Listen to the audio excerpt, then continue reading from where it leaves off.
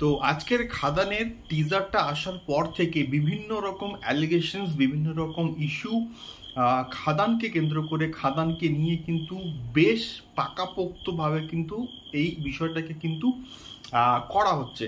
তো এর পেছনে এক্স্যাক্টলি কারণটা কি, এবং তারা এক্স্যাক্টলি মেনশন করে বলছে যে খাদান কেজিএফ এর কপি, খাদান জওয়ানের কপি, খাদান সালারের কপি, এই সমস্ত বিষয়পত্রগুলো কিন্তু অনেকে বলছে, এবং অনেকে বলছে ইন্সপায়ার্ড, আবার অনেকে বলছে ডিরেক্টলি বলে দিচ্ছে কপির। তো আদৌ এদের না বিশাল ফাটছে, তার কারণ বাংলা কমার্শিয়াল সিনেমার তারা সাকসেস চায় না। তারা এই সমস্ত কথাগুলো কিন্তু এক্স্যাক্টলি বলছে। তারা সিনেমাটার পজিটিভ দিক সম্বন্ধে কথা না বলে নেগেটিভ দিক সম্বন্ধে বেশি তুলে ধরার চেষ্টা করছে। তো বিষয়টা হচ্ছে গিয়ে, খাদানে আমরা বেসিক্যালি দুই বন্ধুর গল্প কিন্তু দেখব, শ্যাম এবং মোহন। তো সালারেও কিন্তু পৃথ্বীরাজ সুকুমারন এবং প্রভাসের মধ্যে একটা কিন্তু ফ্রেন্ডশিপ ছিল, কিন্তু তার মানে এইটা নয় যে খাদান সালারের থেকে কপিড। খাদান সম্পূর্ণরূপে একটা কিন্তু অন্য ভিন্ন ধরনের একটা কিন্তু গল্প, এবং পরবর্তীকালে এমন হয়তো হবে যে খাদানে যিশু সেনগুপ্ত অর্থাৎ মোহন শ্যামকে বিট্রে করছে, এমন একটা সিনারিও কিন্তু তৈরি হলেও হতে পারে। তো এটা তো ইন ফিউচারেই আমরা দেখতে পাবো যখন খাদান মুক্তি পাবে, বাট এটা সম্পূর্ণভাবে কিন্তু কোনো রকম যুক্তিসঙ্গত কিন্তু কথাবার্তা নয়।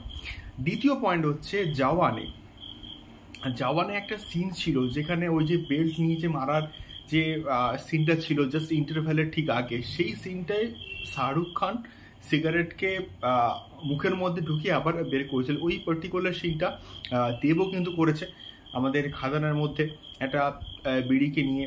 তো এটার সঙ্গে অনেকে কম্প্যারিজন করছে। সো এই রকম দৃশ্য আগে কিন্তু হয়ে গেছে। তো এটা কোনো এক দিক থেকে শাহরুখ খানের জওয়ানকে হোমাজ দেওয়া, এবং এই সমস্ত সিন যখন সিনেমা হলে আমরা দেখবো না, তখন সিটি পড়বে, হাততালি পড়বে, তাছাড়া আর কিছু নয়। তো এই সমস্ত সম্পূর্ণভাবে একটা আর্গুমেন্ট, বেসলেস একটা আর্গুমেন্ট করে তো লাভ নেই। এবারে বলছে যে লুক অ্যান্ড ফিলের দিক থেকে কেজিএফ এর সঙ্গে মিল আছে। ভাই, লুক অ্যান্ড ফিলের দিক থেকে কেজিএফ এর সঙ্গে মিল থাকবে না ভাই, কেন? তার কারণটা হচ্ছে এটা যে ব্যাকড্রপে তৈরি, কয়লা খনি, মাফিয়া, ওই জোনটাকে এক্সপ্লেন করতে গেলে, ডিসক্রাইব করতে গেলে ওই রকম লুক অ্যান্ড ফিল দরকার, ওই রকম একটা ডার্কি স্টোন কিন্তু দরকার, ওই রকম একটা কালার গ্রেডিং কিন্তু দরকার, না হলে ওই রকম ভাইবসটা, ওই রকম ফিলটা আমরা কিন্তু এক্স্যাক্টলি পাবো না, যেটা কেজিএফ এর মধ্যেও কিন্তু ছিল, ইভেন আমাদের সালারের মধ্যেও কিন্তু ওই ডার্ক একটা টোন কিন্তু ছিল। তো সেই ভাইবসটা ক্রিয়েট করার জন্য কিন্তু খাদানে ওই রকম একটা কিন্তু হচ্ছে ডার্ক স্টোন কিন্তু ইউজ করা হয়েছে, তাছাড়া আর কিছু নয়। এবং এর সঙ্গে কিছু কিছু অ্যাকশন দৃশ্য যে কুলুল দিয়ে মারছে, সেগুলোকেও কপির এলিগেশনস দেওয়া হচ্ছে, ব্যাকগ্রাউন্ড স্কোরকে কপির এলিগেশনস দেওয়া হচ্ছে। ভাই, তাহলে একটা মানুষ সিনেমা তৈরি করবে কীরকম করে?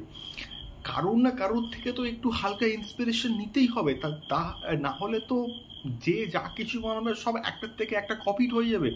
এগুলো সম্পূর্ণভাবে যুক্তিহীন কথাবার্তা বলে কিন্তু বস লাভ নেই। খাদান যাদের দেখার তারা দেখবে, এবং যদি খাদানকে কেউ অপছন্দ করে তাহলে সেটা তার ব্যক্তিগত মানে মতামত। খাদান অপছন্দ করার মতো এমন কিছুই কিন্তু হয়নি। খাদান ট্রিমেন্ডাস লেভেলের ব্যবসা করবে, তার টিজারটা কিন্তু তার প্রমাণ, ট্রেন্ডিংয়ে গেছে। খাদানের হাইপটা জাস্ট তোমরা বুঝতে পারছো।